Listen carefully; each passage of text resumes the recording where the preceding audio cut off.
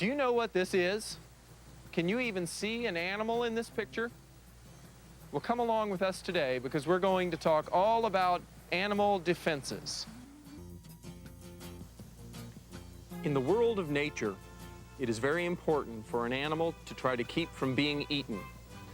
Many animals have developed very special techniques and defenses to protect themselves. Some animals can move very quickly on land or in the water, or can fly up into the top of a tree. Some animals have special defenses, like a bad smell or a bad taste, that keeps animals from wanting to eat them. Other animals have either hard shells or special weapons that make it difficult to eat them. And some animals look like things that they are not. When thinking about how animals defend themselves, often it's not best to think of how an animal fights with another one, but instead how he keeps from having to fight with another one, how he might move out of the way, or how he might fly. One of the best things to think about first when you're thinking about how animals protect themselves is animals that fly. They can get up into the tops of trees or on the top of a high ledge and get away from something that might try to eat them. Birds are the flying specialists of the world. At the zoo, you'll see a lot of big birds and a lot of small birds. Because they're able to fly, birds are able to specialize, and many of them become very brightly colored, since they don't have to blend in with their surroundings. For an animal to be camouflaged, it means that it has to blend in with its surroundings. Not all animals live in drab surroundings that are brown or dark or maybe even green. Some animals, like tropical fish, live in very bright surroundings. Fish that live in a coral reef live among bright colors like red and yellow, and therefore they're very brightly colored also, so that other animals can't find them so easily.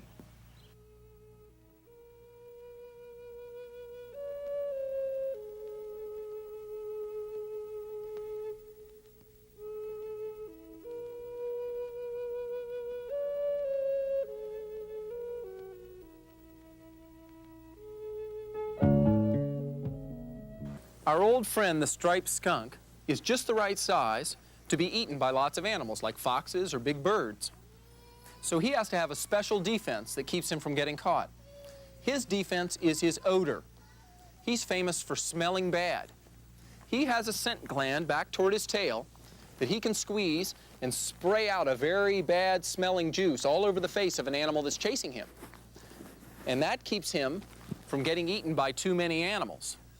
With a bright white stripe, an animal like this that's out at night has an advertisement that says, "I'm a skunk and you better stay away or I'll spray you."